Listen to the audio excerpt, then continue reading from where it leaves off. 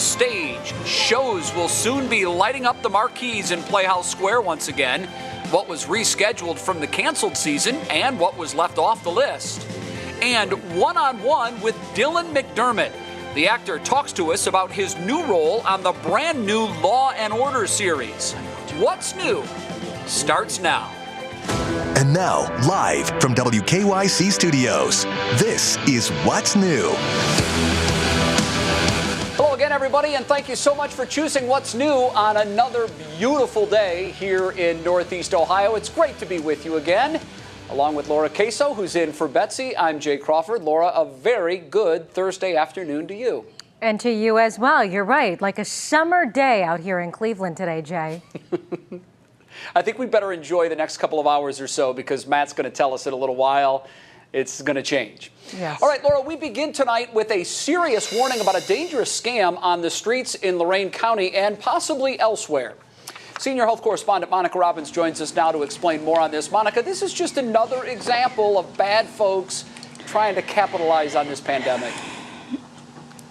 Yeah, Jay, you're absolutely right. And we've seen far too many of these. El Centro, a nonprofit agency serving Lorain County, alerted authorities that a homemade remedy has been circulating and sold in mainly the Latino community, which claims to prevent and cure COVID-19. The bottles are being sold without labels, and until now, the ingredients were unknown. Well, the Lorain County Health Department had the ingredients analyzed and found that the substance was bleach mixed with other cleaning compounds. So far, they have no reports of anyone getting sick from it, but they're very concerned that people may be duped into believing this is real.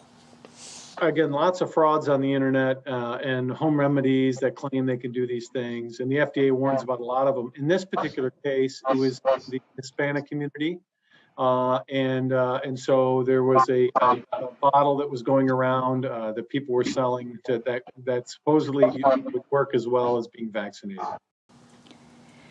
So there is no cure for COVID and no perfect treatment either. There's only medication that has been approved to treat some of the symptoms, but there is no legitimate COVID cure on the market. The vaccines, though, can prevent people from getting really sick from COVID. And health officials say, as of now, that's really the only legitimate thing that truly works. This was being targeted to the Latino population in Lorain County and aimed at people who may be afraid of getting vaccinated because maybe they're undocumented or don't have proper paperwork. And Koval says anyone can sign up for the vaccine with the health department. Their goal right now is stopping a virus, not questioning immigration status. And they certainly don't want people using this dangerous substance that can put them in the hospital and really cause far more problems, Jay. Monica, really hard to believe. How common, and I know you've talked about this sort of thing in the past, but how common are scams like this? Well, we've seen a lot of those phone scams, people trying to rip people off, financially or getting their medical information, that sort of thing. But so far, the FDA has sent 166 warning letters to individuals and companies that have been selling fraudulent COVID products. So that's just the ones that they're aware of. You can imagine how many more are on the internet now that we're basically a global community with, easy access to buying stuff. Yeah, again, reiterating, there is no cure for COVID. There is medicine. It's certainly not available on the streets in unmarked bottles. Monica Robbins live with us tonight. Monica, Right. Great information. Thank you. Laura? Today, President Biden announced 6 executive actions focusing on gun reform. They include requiring serial numbers and background checks for so-called ghost guns that are made at home and investing in community violence interventions. They can reduce homicides by up to 60% in urban communities. The president is also trying to make it easier for people to flag family members in crisis who should temporarily be blocked from buying guns. His executive actions, though, only go so far. The president now urging the Senate to pass 2 House bills that increase background checks, which is already getting pushback from some Republicans. Meanwhile, he announced he nominated prominent gun control advocate David Chipman to lead the Federal Bureau of Alcohol, Tobacco, and Firearms. It's the agency that enforces gun laws. Well, today is day 9 of the testimony in the Derek Chauvin trial. It's been a pretty emotional trial already, but today it was mostly technical, mostly medical. An expert for the prosecution gave his assessment of how George Floyd died step by step. Here's Jay Gray with what he said and how the defense team reacted. Good morning, Dr. Tobin. Good morning, Mr. Blackwell. Prosecutors begin with the doctor many say literally wrote the book on human breathing. Does the Lancet Medical Journal refer to this book as the Bible on mechanical ventilation? Yes, it has called it that. Dr. Martin Tobin says he watched video from the scene in police body cameras hundreds of times, using this video modeling that combines multiple angles of those images along with other detailed graphics, telling the jury, in his opinion, the circumstances that led to George Floyd's death are clear. He was handcuffed in a prone position on the hard road with Derek Chauvin's knee across his back and neck. You're seeing here fatal injury to the brain from a lack of oxygen. Minutes later, still pinned to the ground by Chauvin. That's the moment the life goes out of his body. You're not normally involved in criminal cases of this nature, correct? Correct. The defense challenging Dr. Tobin during cross, telling the jury that his data and conclusions are based on just a snapshot of the confrontation. You've taken this case and you've literally boiled it down into a nanosecond. Oh, I wouldn't say that. Stressing that Chauvin didn't have the luxury of time or medical training to make a health assessment as things played out. When we talk about the biology and the physics of this case, these things are working simultaneously, contemporaneously, all together, right? That's correct. In an incredibly rapid fashion. Yes. Also, pressing the doctor on Floyd's physical condition and use of drugs and how that may have played a role in his death. Yeah, and look, prosecutors have a long list of potential medical witnesses in this case, including, Jay, the medical examiner here, who's expected, by the way, to testify tomorrow. All right, we'll look forward to that. Jay Gray live tonight from Minneapolis. Jay, thanks. Laura? As the weather warms up and vaccination numbers rise, more and more people are getting back to somewhat normal activities. But as restaurants try to scale back up to meet demands, they're finding the workforce might not be there. Will Ewick explains. There's a lot of up and down and figuring it out. Like most in the restaurant industry, it's been a struggle for Joey Fredrickson at Society Lounge in 6th City amid the changes of the pandemic. It was a challenge, but we tackled it. I think the biggest challenge was just figuring out what to do. But now, even as business starts to pick back up, there's a new challenge on his plate. The staffing is difficult. I never really had a budget to spend on hiring. Now we're doing 100 a week on multiple roles. And it's not just a problem for Joey. A quick search on Indeed shows within just 25 miles of Cleveland, restaurants are looking to fill more than 3,200 jobs. It's an issue Joey believes could be tied to some people holding out hope for their old jobs to return, or possibly the boosted unemployment money. It definitely doesn't put the urgency out there. There's a sense of urgency that happens when people need jobs, and that's just not going to be there.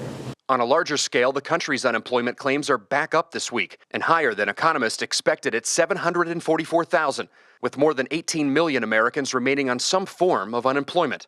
But Joey says if he were to try and raise wages to compete with it, people have a set expectation of what a burger should cost, what a beer should cost. That number, if we increase that number of what they make, we'll have to increase that number of what a restaurant charges. So for now, he'll just keep posting his jobs and crossing his fingers, hoping soon the right people will see it and help the restaurants meet the resurgence in demand.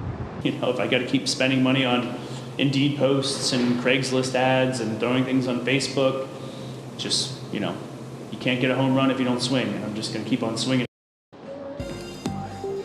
To deal with the trouble hiring and the short staff currently, 6th City is only open several days a week, but Laura, they plan on going 7 days a week beginning on the 22nd, and Joey said if he has to get behind the grill and cook himself, that's what they'll do. He wants to get the job done. Now, Will, is this a problem for restaurants, or is this something that others are seeing? Is it widespread? It is widespread, Laura. We've heard from several different businesses. You think right now, as the weather's turning, a lot of landscaping companies are getting back into their jobs and their routine, and they are struggling to find people as well. So this is something that's really hitting several different aspects and businesses right now. Hopefully things turn around. All right, Will Ewick, thank you so much. Well, Laura, here's a wild story.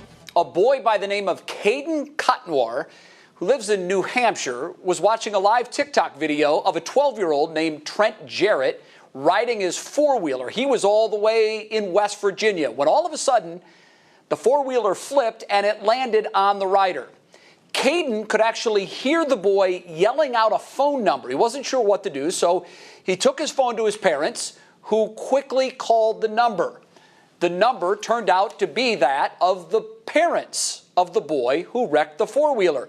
They were able to get a hold of his family, who ran out to the boy and freed him from under the four-wheeler. Luckily, no injuries. TikTok for the win.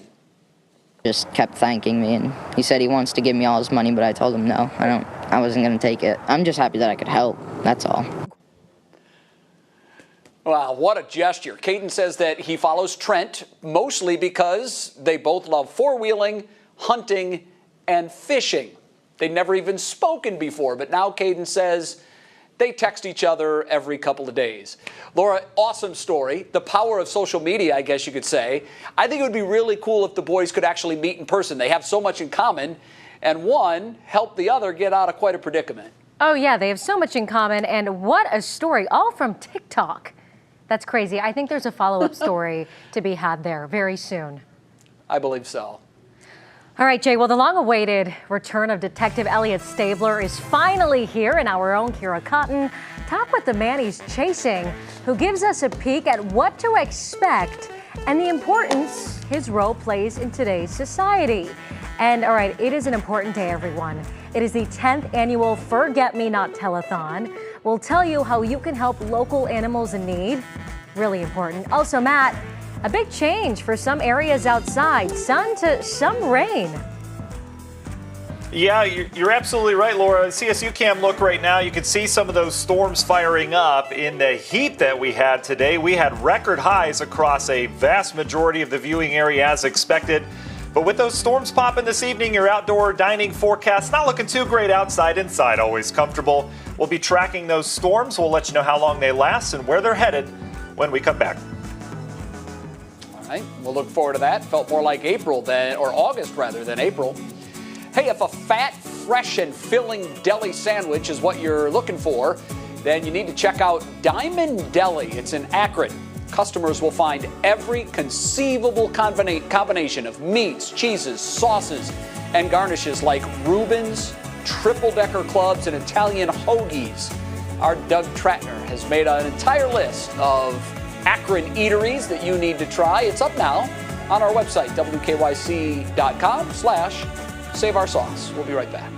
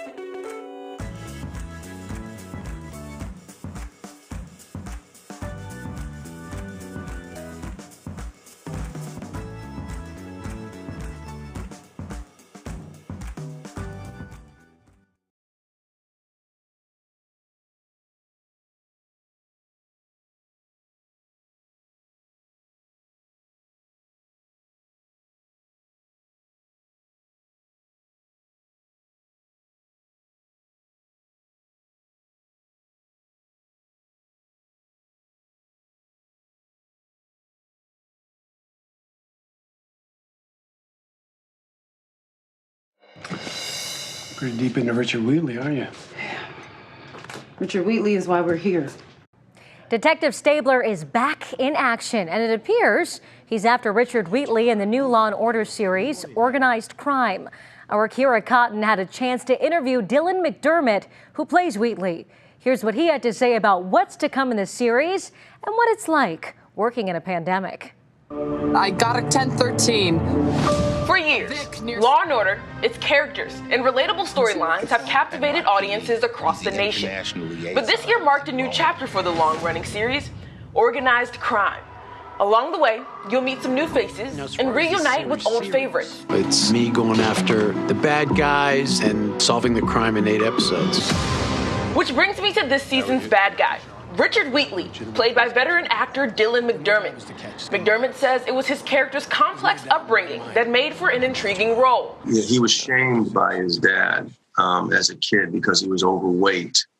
And that shame turned into trauma, and that trauma turned him into a sociopath. Set in a present-day COVID world, the show tackles current events, including vaccines and race relations.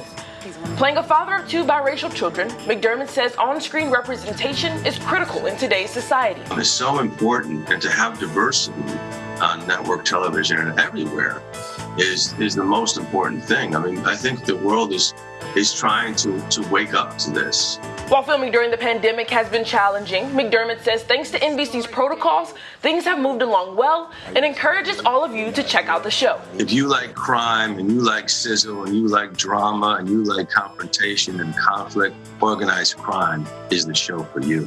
Law & Order Organized Crime airs Thursdays at 10 p.m. right here on 3. Back to you guys. No chat? All right, Kara, thank you very much. Let's bring in Matt Wentz. Time to do weather. And Matt, I guess as long as we're talking Law & Order, your weather word today is villain. And you might be one. If you break this string of great weather, no, we're due. We're due. Yeah, Jay, we're due, and we need the rainfall. Boy, the area lawns have really gone dry, and I know this is a time of year everything obviously starts to pop in this warmth, but a lot of people asking for the rain, and we certainly need it. We need about 4 inches to get up to average for this time of year so far, so we're getting it. That's the good news. We're getting some pretty decent downpours across the area now. This was that area that we've been watching all week, that area of low pressure pushing in the rain, and as it heads into our warm and slightly humid, we do have a little humidity out there. As it heads into the air mass, you can see we are dealing with not just downpours, but I just tweeted out we've got some lightning strikes starting to show up as well. So best just to bring things inside. A lot of people, letting the kids play in the rain. We've got some lightning risks with this. In fact, couple strikes near the Bratnell area heading up towards downtown Cleveland over the last hour. Brand new strike down there by the Strongsville area. What we're seeing is everything's moving from southeast to northwest. You're not used to seeing things move that direction. This is all circulating into low. So if you want to see what's coming, look down to your southeastern sky. So areas near Grafton, we've got heavy rain are about to push in from the Richfield area. Pretty decent rain now falling areas of Medina County. That stretches down northern areas of Wayne County, Worcester, Smithville over towards Doylestown, getting some rain. That stretches back into the Canton area. Akron, you're fine right now, but we'll likely see rain move in the next half hour. Look at this, very picturesque on the radar imagery here. The satellite display, you see that system winding up. We've got a night of rainfall ahead. It'll come and go. It's not going to be constant, but we've got some pretty decent downpours here next couple hours. On the heels of that, we've got very cool air moving in. Look at this. We go from the record-setting 80s back into the 60s with some of that rain-cooled air. This will slowly spread its way off towards the east. So say goodbye to the 80s. We'll be back into the 60s this evening. And again, we will have some of those thunderstorms continuing to push east tonight. National Design Mart hour-by-hour forecast. The villain has been the dry lawns around here area-wide, and we are going to get a soaking. I'm barefoot right now, actually. I've been outside all day. You can see we're going to get a soaking here this evening, especially out east. Ashtabula County, Lake Geauga, you'll get the rain later on tonight. This rain will hold overnight tonight, so we'll have on and off downpours pretty much through daybreak tomorrow, spreading east. But watch what happens on our Northeast Ohio Friday. We start with clouds, maybe some showers. We'll clear out. We've got a beautiful day ahead of us tomorrow with some sunshine breaking out in the afternoon. I think mid and upper 70s again. We're not going to bring cold air in with this system, and eventually some of that sunshine will yield some clouds on Saturday. That's our next storm chances late in the day Saturday as those clouds increase. Could see some stronger thunderstorms Saturday night. That's been mentioning that this week. We'll see how that holds true. Union Home Mortgage 7-day. I've got us up to 79 on Saturday, so 2 nice days.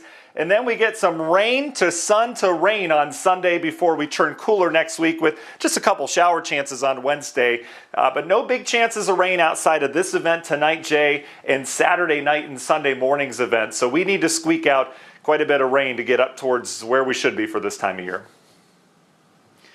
Matt, you're officially the Billy Jack of all weather forecasters. And that reference, by the way, is going to go over everyone's head below 55 years old. So Google it, kids. But anyhow, I love the barefooted kick.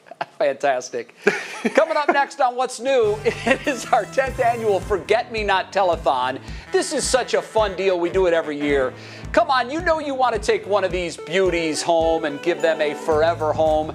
We've got the details on how you can help make a huge difference. You'll want to stick around for that. Then, how does this video end? You've got to see the trick this woman plays on her husband.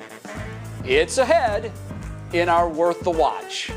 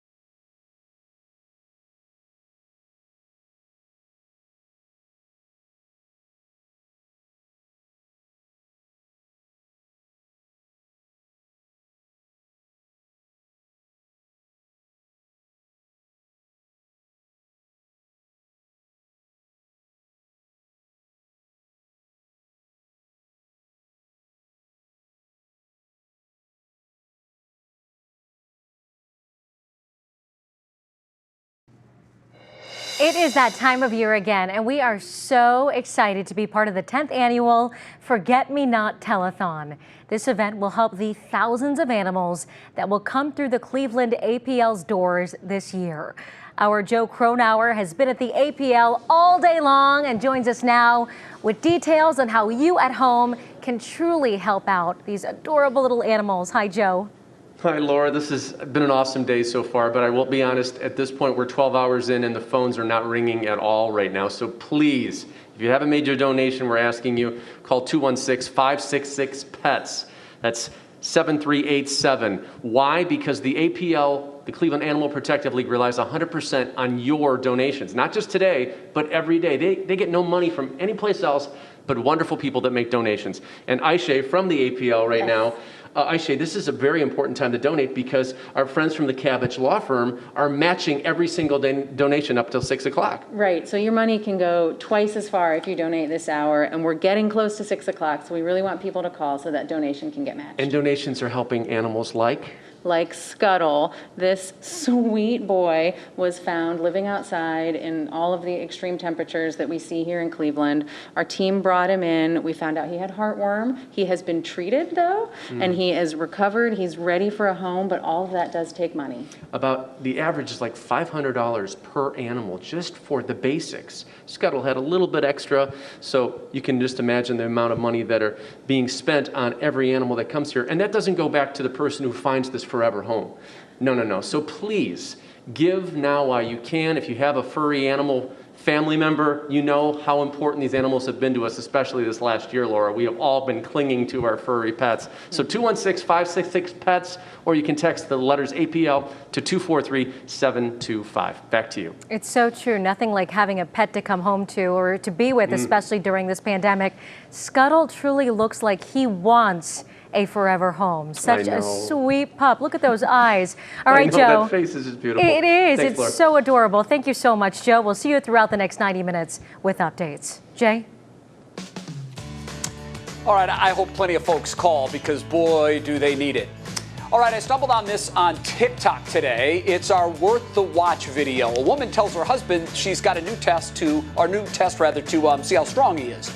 So he's holding 2 water bottles connected by a piece of string. Then she adds a magazine. Then there's something else there. Then there's a towel covered with pudding. And then she cuts the string. And then it goes full on Three Stooges episode. Here's another look in case you missed it. And for those of you that love to do pranks, you didn't see that here.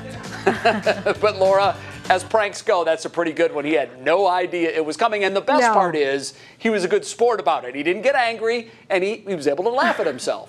I'm doing this. I know my husband's not watching tonight. I am 100. I need to watch that back and see exactly what she did. It's on, and I'll have video to prove it. You also, Laura, you need to set up your phone and record it so we can all enjoy it later. I'm doing it. Okay, very good. Coming up in the... That's a great one. Coming up in the next half hour, we're going to tell you what's new at Playhouse Square this year and when you can see your favorite shows again. Plus, changes are coming to the Ohio State Fair. Who will be allowed in and who won't be allowed in? Then Mike Polk Jr. shows us what's new at the zoo this year. What's new? Coming right back.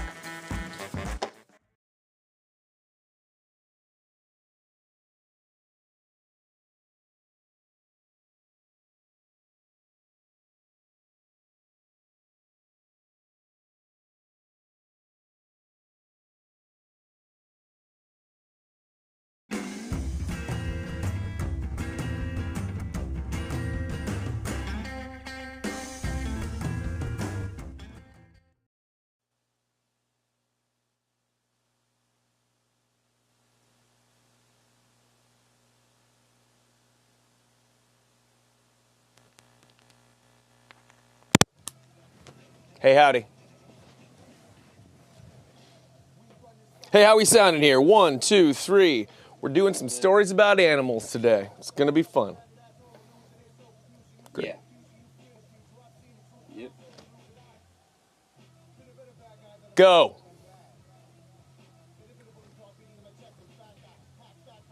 I'll be here. Thanks.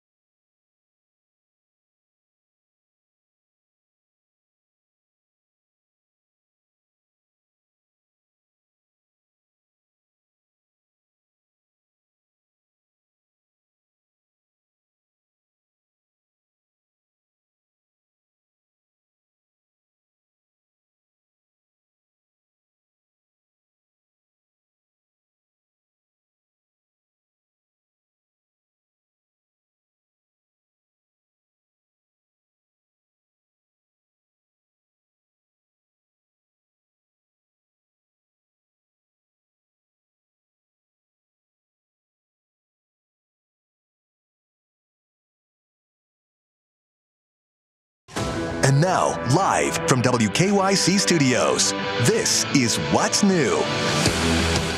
It most certainly is. Welcome back to What's New. Thank you so much for sticking with us for the second half hour of the program. I'm Jay Crawford. Laura Caso in this week for Betsy. And Laura, I know we're scheduled to talk about the Playhouse Square announcement last night, but I wanted to give you a chance now to ask you, was there anything in the announcement that jumped out at you? Anything that you're really looking forward to, or is it just all like dessert after a great meal? It's all dessert, definitely a big brownie sundae. However, I'm really into the Disney's Frozen. I am. I love those songs. Yeah. But also, you know, Jesus Christ Superstar, which wasn't announced last night, but was rescheduled from last year. Super excited. One of my favorite songs to sing is in there. So very excited. You, Jay? Awesome. I'm with you. I saw Frozen with my wife and daughter when it was out in the theaters, and it's just a great story, and it's Disney. It's magical. The songs are great, and I think it's going to be a wonderful live performance. We'll talk more about that coming up in just a little bit. But we begin right now at 5:30, as we do every day. 3 things you need to know. Developing right now, the city of Euclid has settled their use of force case involving Richard Hubbard and Yolimar Terrardo. Dash cam video shows a Euclid officer repeatedly punching Hubbard at a traffic stop in 2017. Police say Hubbard ignored their commands to get out of the vehicle and face away, which is when the struggle began. Hubbard's attorneys say the city will pay his client $450,000. ODOT cameras caught a deadly explosion. It happened just after midnight at a Columbus paint plant. You can see a bright light, then spark, flames and smoke. There it goes, rise into the sky there. Crews found 1 worker dead inside. 8 people were hospitalized and all are in stable condition. Several others managed to escape. The cause, though, still under investigation. And number 3 on our list of things you need to know, the steady upward climb of new COVID cases continues. Today's number, 2,742, and that ties a single-day high going back several months. So again, these numbers more troubling each and every day. That shoots our rolling 14-day average to 1,932. Just 2 days ago, that 14-day average was barely over 1,800. Also, the state today announcing our cases per 100,000, big time, going in the wrong direction. It shot up from 167 rather per 100,000. All the way up to 183.7. But to give you a little context here, that number peaked back in December when it was at 845 cases per 100,000. So we're still way down from the numbers back in December. And our number of vaccinated is now just shy of 4 million Ohioans. That, by the way, means more than 1/3 of all Ohioans have received at least one vaccination. All right, Jay, now to our top talker. That's the music we were talking about. The lights are turning back on. Frozen is one of the performances coming to Playhouse Square this fall. Last night, Playhouse Square announced its KeyBank Broadway series. And our Will Ewick fills us in on what shows you can expect to see in this year's KeyBank Broadway series. Broadway is officially returning to Cleveland as Playhouse Square revealed the 5 shows that'll be performing before over 48,000 season ticket holders beginning in November. The show I always love the most is the next one. And it will be that case all season long. The series kicks off with The Prom from November 2nd to the 21st, a musical comedy following 4 Broadway actors who head to a conservative Indiana town to help out a student who is banned from bringing her girlfriend to their school dance. Then, Pretty Woman the Musical comes to Cleveland in March. The Audience Choice Award winner has an original score written by Grammy winner Bryan Adams. April 26th through May 15th, it's Academy Award winner Aaron Sorkin's play adaptation of the Pulitzer Prize-winning novel To Kill a Mockingbird. Before, I know you wanna leave me. The Story of the Temptations comes to town next July with Ain't Too Proud. Those 4 shows were all slated to be here during the canceled season, but the new series will end with a show from the shortened 2019-2020 season that's sure to have the kids singing along. As Frozen the Musical comes to Cleveland for over a month, from August 11th through September 4th. There's something here for the whole family, for everyone. This is such a beautiful season to put together. As far as guidelines and attendance capacities, Gina says they'll wait to see where things stand in November, but they'll be working with the hospitals and following CDC guidelines. They'll do whatever they can to keep the audience safe and finally entertained once again. The great spectacle brought to us by Disney, beautiful story, beautiful costumes, a great score. This is a season that really delivers it all. When we are back again, audiences are back again. If I talk about it any longer, I'm going to burst into tears. I have a lot of tears, and they're all of joy. We can't wait to see all of you back here at the theater. We've missed you so much. Will Ewick, 3 News. It really is exciting. You know, Jay, when I first moved here more than a year ago now, I remember going through Playhouse Square, seeing the chandelier, and I couldn't wait for everything to come alive. So it took a little while, but it's happening. It is, and I promise you, Laura, it will be worth the wait. And I know that they've missed us, but we've missed them just as much, perhaps even more. So everybody is excited that Playhouse Square will once again be buzzing with activity, and the lights on the stage will be lit again. We're looking forward to that. All right, still ahead on What's New. What are your chances that you've been to the zoo recently? Probably not because of the pandemic and everything. So our Mike Polk Jr. decided that he would go for us. He's going to show us what's new at the zoo. Then, this is awesome. The Rock and Roll Hall of Fame is opening an exhibit all about Super Bowl halftime performances. We have all the details coming up. It's in Clicking in Cleveland. Hey, Matt, has it started to rain here in Cleveland yet? Jay, it has. CSU cam showing that ranges off towards the west, but we already had a downpour move through downtown, and these darkening skies are going to continue from west to east across the area here this evening. You take a live look at radar right now. We've got decently heavy rain, western areas of Cuyahoga County, Medina, down through Akron and Carrollton. This is all transitioning east. I've got a look at how this is going to impact your next 24 hours and your weekend when we come back.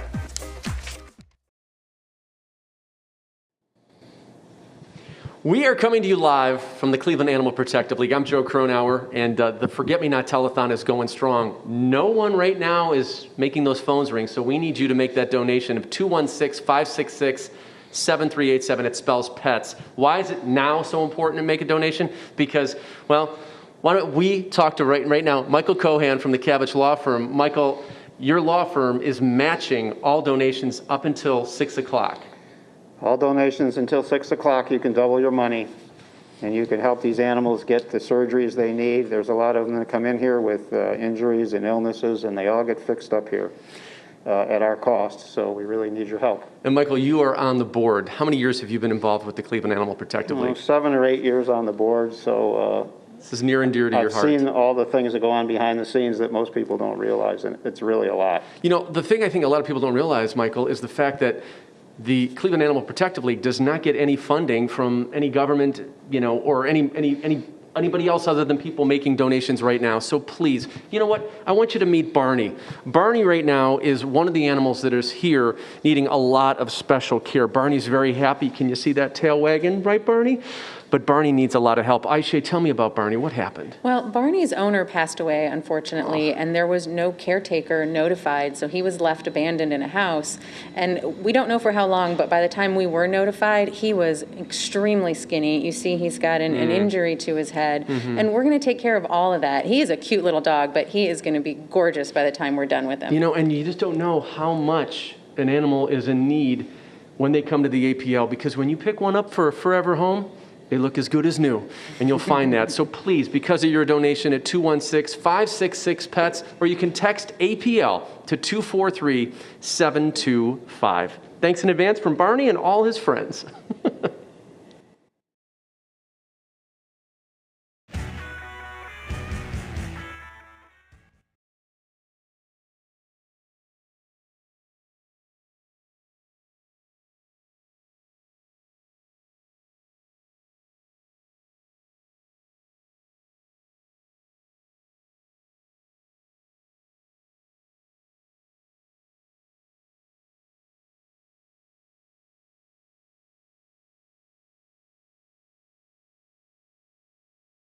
All right, we are back at 5:39. Let's talk about this summer weather. I want to thank you, Matt Winch, I mean, why not? I need someone to thank. It's beautiful, even though I guess we do have some rain now, but we'll take it. It was such a perfect day. Yeah, it's a good end to this stretch of weather for sure. And I'm telling you, that smell that you get when it hasn't rained for a while, you've had some warm days and you get that heavier rainfall. A lot of windows are open right now, so bringing that fresh air in. And we certainly need it. We're about 4 inches below average. These are your official numbers. I'm going to go to this side of the green screen. You can see 83 Cleveland, Youngstown, both setting records. Akron, Canton, New Philly, and Mansfield, all record highs today across the entire viewing area. I was doing some digging in numbers. I love numbers. You guys know that if you've watched long enough. Today's 83-degree record high. The average first 83-degree day is May 11th, so we're ahead of time on that. But this is only the third time in the last 75 years that I found that we've been this warm this early in the year. How about that? So certainly rare territory that we were in today. But we're getting some cooling, that rain-cooled air moving in. Look at this. We're in the low 60s. Mansfield, Sandusky, kind of in between in Medina, but that line of not just the showers, but you get the gusty winds, the rain-cooled air. We call that an outflow boundary. That now moving through the Akron-Canton corridor up towards downtown. So Chardon, Jefferson, you guys, just a matter of time before we get that cooler air. But it's also bringing in more humidity. This is the dew point. When you get in the 50s and 60s, you can feel that humidity around, and that will be the case tonight as this moisture sticks with us. Radar's been lighting up like a Christmas tree. Nothing severe with this, but we do have some thunderstorms, so make sure you move it inside if you hear that thunder and lightning. We've got decent downpours now. Areas of western Cuyahoga County. Strongsville just got a pretty decent storm there. Medina, some light rain for you, now moving out towards the Litchfield community. Everything coming in from the southeast, kind of a rare direction. It's not west to east, it's southeast to northwest. Meanwhile, everything kind of transitioning off towards the east. So you can see even the Canton area up towards Akron now getting heavier rain, and Carrollton up towards Minerva getting heavy rain right now, even some lightning with that. This will continue throughout the evening hours. Not expecting any severe weather. Again, some decent downpours though. We've got more where that came from. This spiraling area of low pressure we've been watching all week will slowly work its way through. Warm air on the way out, but look at our forecast Friday and Saturday. There's no cold air coming in with us. This is going to continue to bring that southwest flow, so we're going to remain warm tomorrow and Saturday as well. So here goes the temperature dip. Once you get the rain, periods of light rain, some heavier rain, some rumbles of thunder, then it'll all move out. And then we're going to say goodbye to this. We've got a decent Friday in store with your National Design Mart forecast here. You can see how we clear out on Friday, but our next system develops down towards the south. This one looks like it has a little bit more punch to me, and this will move in late Saturday. So another nice day on Saturday. It's Saturday night we get some rain and storms. I still think some of those are going to be on the stronger side. The storm predictions that are not quite thinking that yet. We'll see what happens with that. Then some leftover rain on Sunday. I think we start with rain on Sunday. We go dry, and then we get more rain Sunday night as the low comes in, and then you can see next week still dealing with some showers around here. Union Home Mortgage 7-day forecast, 70s next 2 days. I mean, still gorgeous, right? Sunday we feature that rain to sun to rain, and then next week, Monday not looking bad, but a couple showers and turning cooler next week. So certainly still going to be a spring-like pattern, but Laura, these barbecue days and flip-flop days are going to be over just for a little bit. Okay, just for a little bit. I'll take it. Matt, thanks so much. All right, well, everyone, today is National Zoo Lovers Day, and we know there is no one who loves the zoo more than our very own Mike Polk Jr. Yeah, that's right, Laura. Now that things are starting to reopen around Ohio, Mike decided that he would take a trip to his favorite spot to remind all of us exactly what the zoo has to offer. Did you know that April 8th is National Zoo Lovers Day? It's a thing. And since the zoo is my beat, I came here to appreciate it today. Andy, happy Zoo Lovers Day. Happy Zoo Lovers Day. Look at all these people loving the zoo. I know, it's early and there's already a line. Are you guys doing anything special for us here on Zoo Lovers Day? We are ready for spring. We have all of our animals are out in their habitats. Our rainforest is opened again. Are my red pandas out and about? Yes, they're out and they're jumping around their exhibit, climbing all over trees. They are ready to go. Those are my absolute favorite, the red pandas.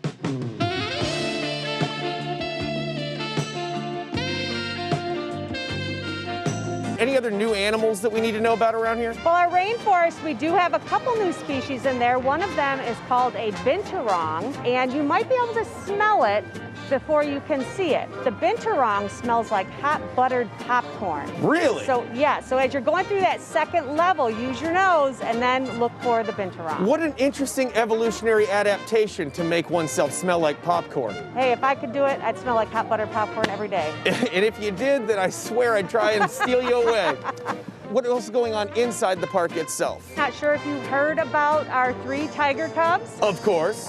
They are getting ready to go out into the Roseboro Tiger Passage. Why in particular should people love our zoo here in Cleveland? I'm certainly biased, but we have over 2,000 animals here at Cleveland Metro Park Zoo. It is a gem in Cleveland. Elephants, gorillas, orangutans, fish, birds, leafcutter ants. When's the last time you looked at a leafcutter ant? It's been a minute. Yeah. You know, I'm sorry to interrupt, but it is Zoo Lovers Day. Do you mind if I just go do a quick whimsical musical montage in here? Hey, go for it. Be careful. Will do.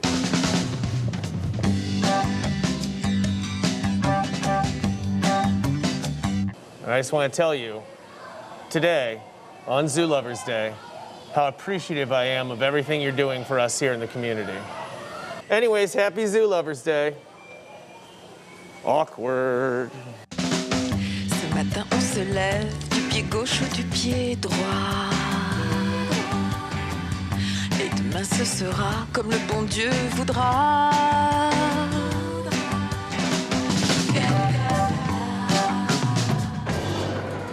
I'm smiling under here. Oh, thank you so much. I feel so much better. Happy Zoo Lovers Day, and thank you for the time. Hey, happy Zoo Lovers Day to you and all of our guests. Oh, that's fantastic. I enjoy Happy Zoo Lovers Day. There's nothing I love more, though, Laura, than a good Mike Polk Jr. music montage. He nailed that one. And also, can we talk for a second about, I think it was called the Binturong?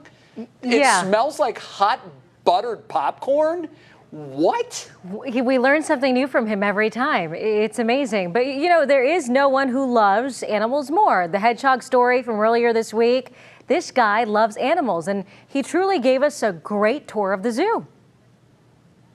He did, as only Mike Polk can. Yes. The one thing I love about Mike Polk, and there are many, but one of the greatest things about him is his love for all animals. Mike Polk Jr., thank you very much. That was a great story. And still ahead on What's New. The Ohio State Fair, unfortunately, won't be the same this year.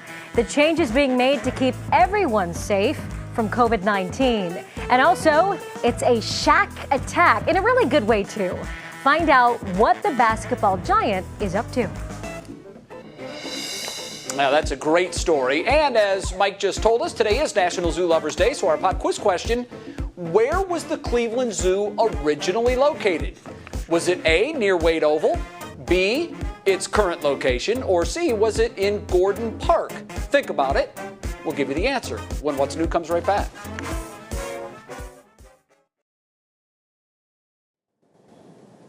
Barney and I are coming to you live from the Cleveland Animal Protective League. We're asking for your donations. Please call 216-566-PETS, or you can text us, too, at the number on your screen, because right now, the Cavich Law Firm is matching all donations up to $1,500. Joe, we're so confident that people are calling in right now that on behalf of the Cavich Law Firm, we're going to present the $1,500 check to the APL right now. Awesome. So please make that donation, meet that match. And thanks in advance from Barney and all of us at the APL.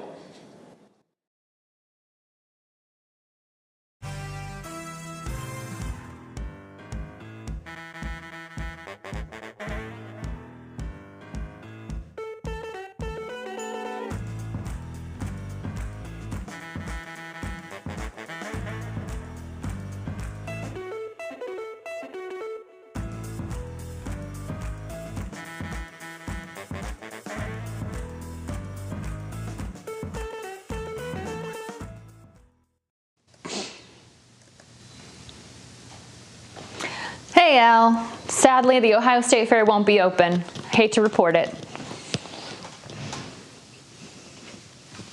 That's true. Only the VIPs, the VIPigs.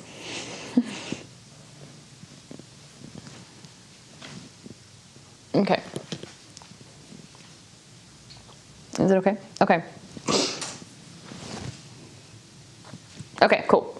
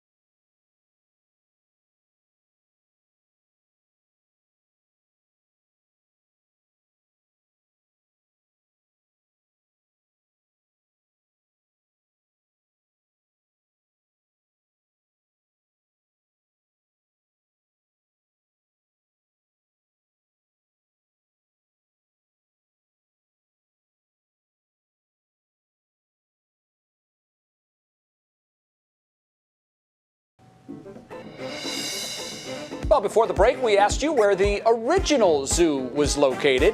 The answer is A. It was near Wade Oval.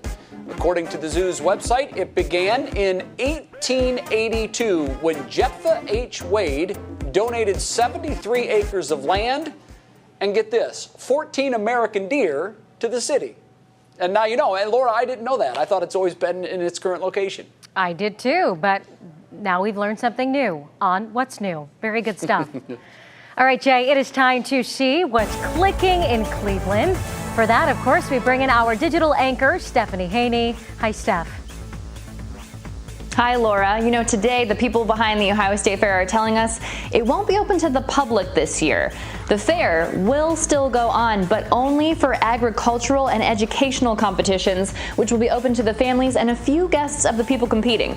The commission behind the fair says the COVID situation is too uncertain, and they wish they had a crystal ball. I think we all do, but they don't, so this is the safest move. They hope next year's fair will be full of rides, concerts, food, and people, and that one will be held in 2022 from July 27th to August 7th. Target is now promising to really up its support of Black-owned businesses. The company is pledging to spend more than $2 billion with these businesses by 2025, hiring them for marketing, construction, and everything in between. And people will see more products from Black-owned businesses on the shelves at Target, too. They hope to add more than 500 of them to their suppliers. And part of the goal here is to make Black customers feel more welcome and represented. And today, the Rock and Roll Hall of Fame has announced a new special limited time only Super Bowl halftime show exhibit. Just a few of the things you'll see there include the weekend show from this very unique year, Prince's turquoise suit that he wore during his unforgettable Purple Rain 2007 performance. That's the one where he asked production managers, "Can you make it rain harder?" And a behind-the-scenes look at the entire operation, including Lady Gaga's stage model from 2017. That's just to name a few of those things. Now, it opens up on April 23rd, which times up perfectly with the NFL draft coming to Cleveland, Laura. And also, it runs until September. So what's good news about that is if you want to avoid those draft crowds, you can wait a little bit, and you got plenty of time to get in there and see this exhibit, which promises to be very, very cool. I mean, it looks amazing. You know me, you know I like to avoid the crowds at this point, but I think that that's definitely something to see. Any one of those interest you the most, Steph? Which one? You know, I think the weekend exhibit will be very cool. They're going to have those mirrors there, which was really interesting, all of those memes. Also, another thing they'll have, Left Shark from the Katy Perry performance. I know lots of people would love to see that. Yeah. That was just all over the internet, of course. All right, and I'm really in for Gaga, so I think that I'll have to make a trip. Thanks for that information, Steph. Appreciate it. Jay. Well, ahead on What's New, Shaq is back in the news today, and it has nothing to do with basketball. This is actually a great story, and it's all caught on camera. Then, on What Matters Most at 6, the field for the Cleveland mayoral race continues to grow tonight. A look at how City Council President Kevin Kelly's bid impacts the election. That's coming up for you at 6.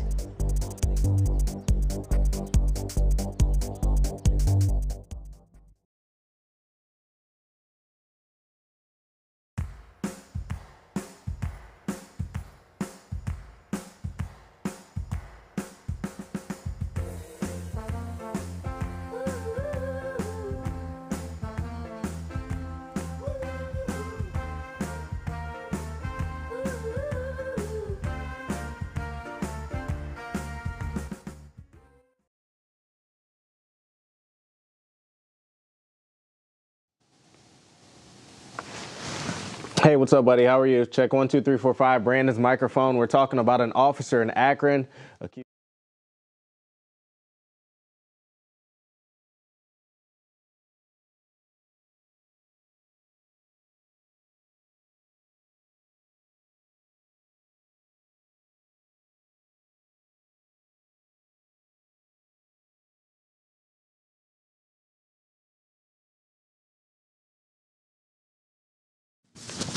Hey, mic check.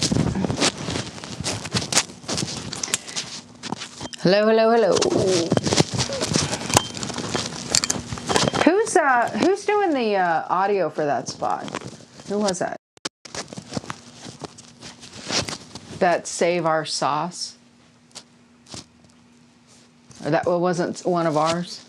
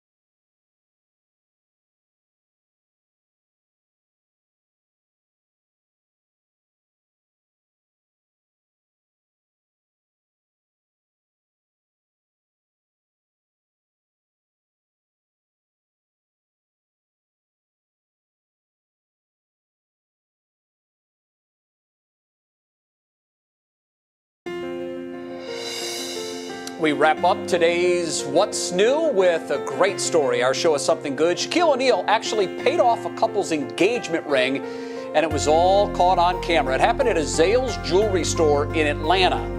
What happened was the former NBA legend said he was looking for some earrings when he heard a man asking how much he had left to pay off his engagement ring. That's when O'Neal handed over his credit card before shaking the man's hand. In an interview, O'Neal said he didn't mean for the video of the gesture to get out, adding that he just was trying to make people smile.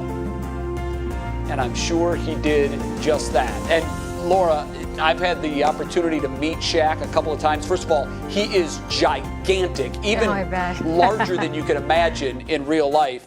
And a super guy, very authentic. And I just got an email from Margaret Bernstein. She's our Director of Advocacy and Community Initiatives here at 3 News, a magnificent lady. She told me she interviewed Shaq 10 years ago, and his mom told him, Shaquille, you do something every day to make people smile. Oh. And he's done that. He has such a big heart, and he loves to make people smile.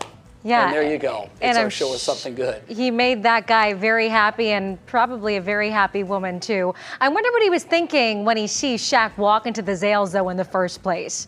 And then for that to happen.